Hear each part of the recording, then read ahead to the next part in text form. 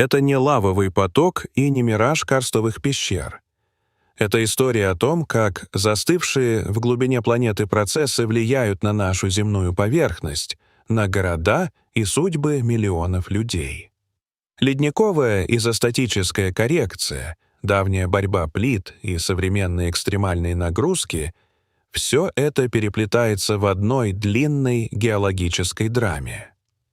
В центре сюжета — кротойны, старейшие корни континентов, и фаралонская плита, древний субдукционный слой, о котором современные ученые говорят не как о прошлом, а как о движущейся части текущей геологии, оказывающей влияние на поверхность уже сегодня.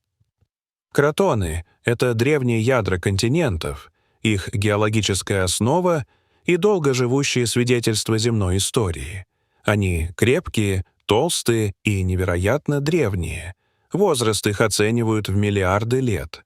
На протяжении эволюции Земли-кротоны переживали столкновения с метеоритами, грандиозные вулканы и столкновения плит.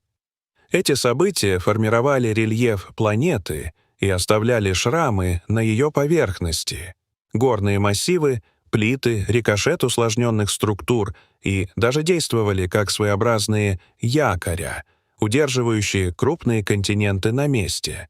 И, тем не менее, как показывают современные исследования, корни континентов не всесильны. Мы привыкли считать земную кору устойчивой. Но реальность такова, что часть континентальной основы подвержена медленным, но непрерывным изменениям. В научном лексиконе эти изменения называют процессами изостатических коррекций, которые возникают и после таяния ледников. Суть проста. Когда ледники толкали Землю вниз, она не просто отскакивала обратно после таяния. Некоторые участки поднимаются, а другие опускаются, образуя сложные геологические качели. Именно так мы начинаем понимать современные осадки поверхности, которые раньше казались загадочными и необъяснимыми. Однако характер этой истории изменяется, когда к краю добавляются человеческие действия. Добыча подземных вод, массивная застройка, транспортная и энергетическая инфраструктура — все это оказывает давление на грунты и ослабляет их способность сопротивляться медленному, но устойчивому опусканию. В сочетании с глобальным изменением климата и ростом уровня моря это создает новую волну вопросов и вызовов для городов и регионов по всему континенту. За тысячелетия под континентальной Америкой происходил сложный процесс — погружение одной литосферной плиты под другую, известный как субдукция. Одновременно с этим на поверхности формировались новые вулканы, менялись рельефы хребтов, а геофизические режимы планеты адаптировались к новым условиям. В центре этой истории — фаралонская плита, древняя плита, которая двигалась под Северную Америку. Со временем ее хвост стал частью глубинной мантии, организовав условия для переработки горных пород, мантийного тепла и потоков воды, которые проникают в породы. С точки зрения поверхности, это означает, что часть континентального блока, где подводной плитой происходит поддавливание и растягивание, подвергается зависимости. Растяжение фундамента, трещины и, в конечном счете, медленное опускание некоторых зон. В реальном мире исследователи часто говорят о остатках фаралонской плиты, тех участках, которые еще глубоко лежат под западной частью Северной Америки, а их влияние просматривается на поверхности в формах структурных и гидрографических изменений. В популярной литературе это иногда подается как драматическая картина — плитный сосед по комнате, который съехал, но продолжает оставлять странные вещи в холодильнике. Такой образ помогает понять идею. Глубокое погружение материка, взаимодействие с мантийной частью Земли и медленное, но стойкое воздействие на поверхности — все это работает вместе, чтобы изменить расстояние между фундаментом континента и внешними слоями планеты. Важно помнить, субдукционные процессы — это это не мгновенная катастрофа, а длительная геологическая динамика. Они идут миллионы лет, и их влияние на поверхность накапливается постепенно, иногда в самых неожиданных местах. Именно благодаря этим процессам можно объяснить, почему определенные области, географически удаленные по своей природе, могут оказаться более уязвимыми к оседанию почвы и к изменению уровня поверхности. Когда фаралонская плита погружается под континент, она тащит за собой часть фундамента. Это не быстрое движение, но оно имеет ощутимые эффекты. С точки зрения геофизики, осадка по поверхности может быть вызвана накоплением массы породы в одной зоне и деформациями грунтов под действием древних и новых нагрузок. В результате некоторые территории начинают опускаться, накапливая дефицит высоты над уровнем моря, тогда как другие участки могут подниматься в контексте изостатических процессов, связанных с реорганизацией масс внутри земной коры и мантии. Нельзя забывать и о ледниковой истории планеты. Около 12 тысяч лет назад обширные ледяные щиты покрывали север США и соседние регионы. Их вес вдавил Землю вниз. По мере таяния льда произошла так называемая ледниковая изостатическая коррекция. Те места, которые были сжаты, начали подниматься, а те, которые не подвергались сильному сжатию, опускались. Этот процесс продолжается и по сей день, и в сочетании с современными человеческими факторами он становится источником оседания почвы в разных регионах. Особое внимание уделяется центральной долине Калифорнии и городам на побережьях.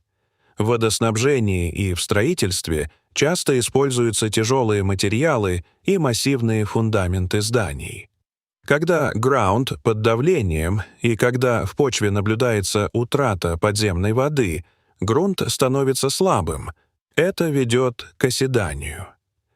В Нью-Йорке, например, суммарная масса заложенных зданий и сооружений создает значительное давление на грунт, что может приводить к уменьшению объема почвы в повседневном времени.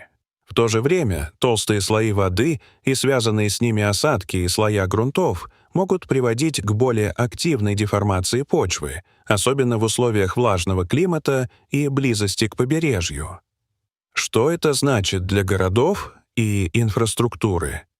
Прежде всего, угрозы для зданий и дорог, мостов и тогда ущерб может оказаться экономически значительным. Упавшее качество жизни, необходимость реконструкции, дополнительные вложения в транспорт и энергетику. Причем оседание и затопление не ограничиваются одним регионом. Они могут затрагивать крупные мегаполисы, где плотность застройки и инфраструктуры особенно высокая.